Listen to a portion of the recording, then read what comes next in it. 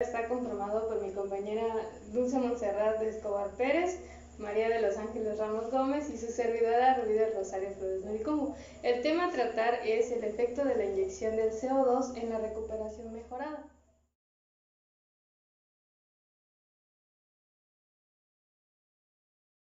A continuación te daré una pequeña introducción sobre acerca del efecto de la inyección de dióxido de carbono en recuperación mejorada.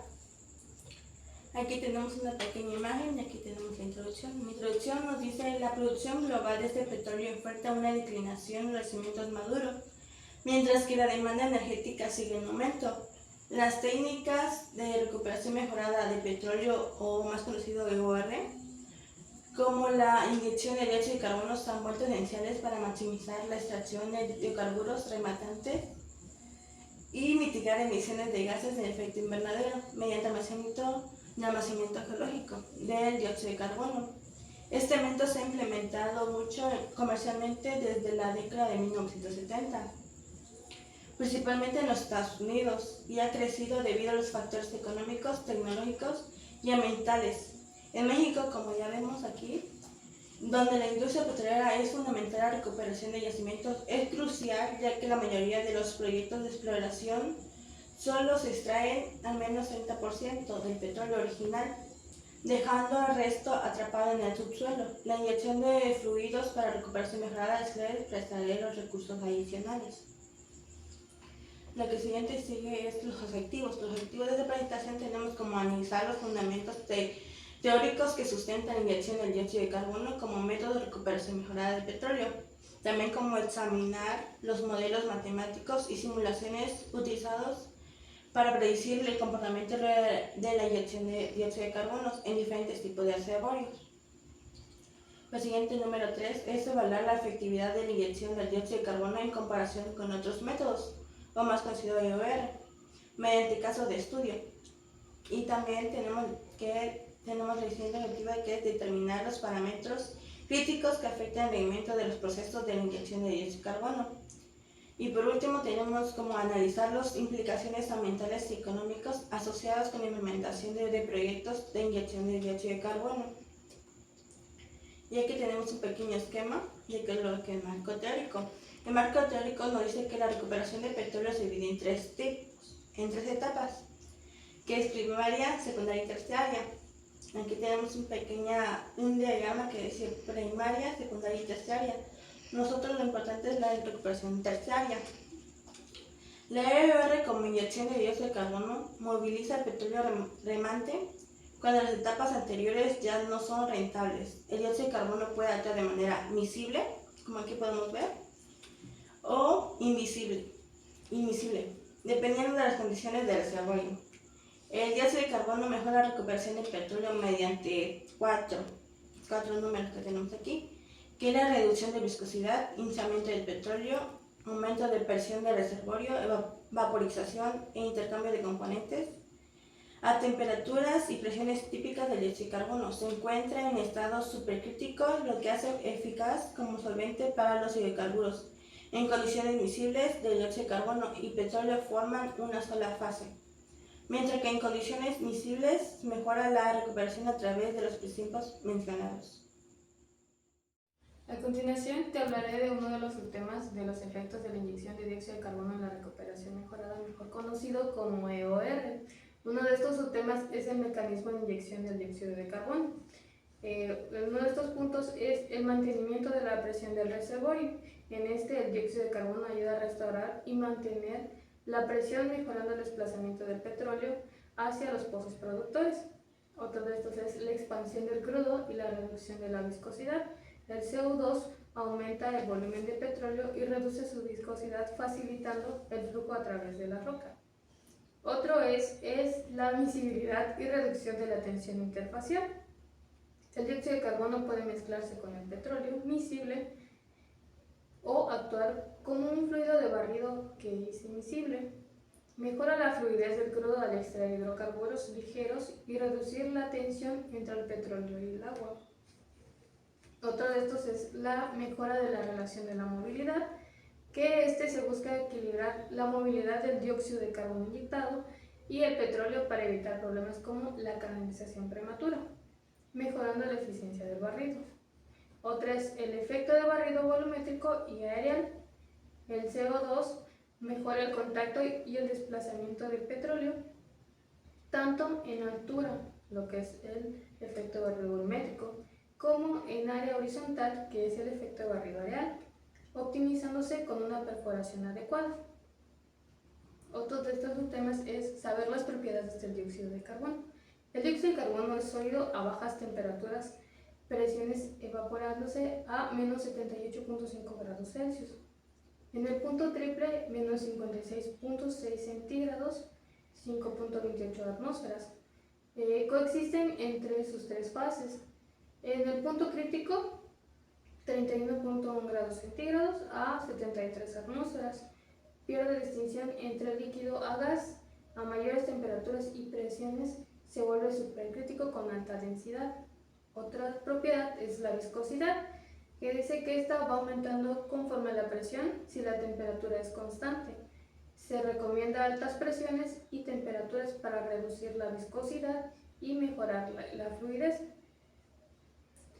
Compresibilidad. A altas compresiones y temperaturas, el dióxido de carbono se comporta de manera más ideal, mejorando la inyección miscible, lo que anteriormente se te había mencionado. La otra propiedad es la densidad. Esta va a variar de acuerdo a la fase y las condiciones en las que se encuentre nuestro reservorio. En estado sólido es 1.5 gramos sobre centímetros cúbicos, en líquido es 0.914 gramos sobre centímetros cúbicos. A mayor presión y temperatura la densidad va a aumentar. La última propiedad de este es la solubilidad en el agua. Esta aumenta con la presión y disminuye con la temperatura. Y la salinidad. En yacimientos con entradas de agua o inyección es clave evaluar este parámetro. El siguiente subtema es modelo de simulación de EOR con dióxido de carbono. Son 5 puntos a tratar. El primero es permeabilidad no uniforme. Esto simula desplazamiento de desigualdad de dióxido de carbono. Ecuaciones del estado predicen interacción de dióxido de carbono-petróleo. Ecuación diferenciales de volumen de control, analiza el flujo, presiones y saturación. Simulación de fracturas, considera movilidad de dióxido de carbono en reservorios fracturados. Modelos de combinados integran varios enfoques para mayor precisión. El siguiente subtema es impacto ambiental, liberación de metano. El dióxido de carbono puede desplazarse metano atrapado en el reservorio. Contaminación de acuíferos. El dióxido de carbono disuelto en agua subterránea genera ácido carbónico.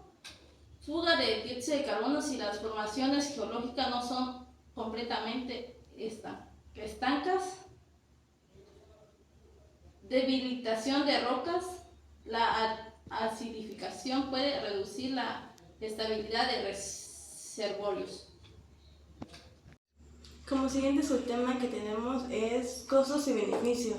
Lo que nos dices aquí en esta diapositiva son las eficacias de recuperación del dióxido de carbono, que es del 30 al 60% de recuperación, disuelve el petróleo y mejora su movilidad también.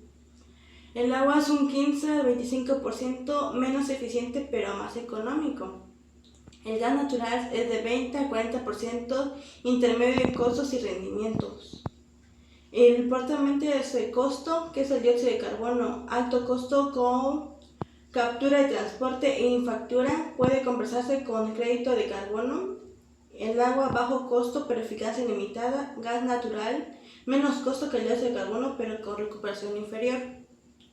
Por lo siguiente que tenemos es la sostenibilidad. Dice que si el dióxido de carbono se almacena de forma segura, contribuye a la reducción de emisiones de carbono. La siguiente es: las fugas pueden anularse los beneficios climáticos, pero requieren monitoreo continuo. Los siguientes son los resultados y discusiones.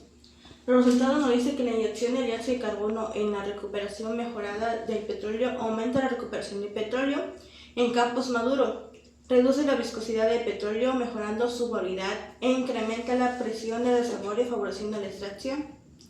puede aumentar la producción de petróleo entre 25 a 60%, según el tipo de yacimiento. La reducción de la tensión interfacial entre el petróleo y el agua facilitando sus desplazamientos.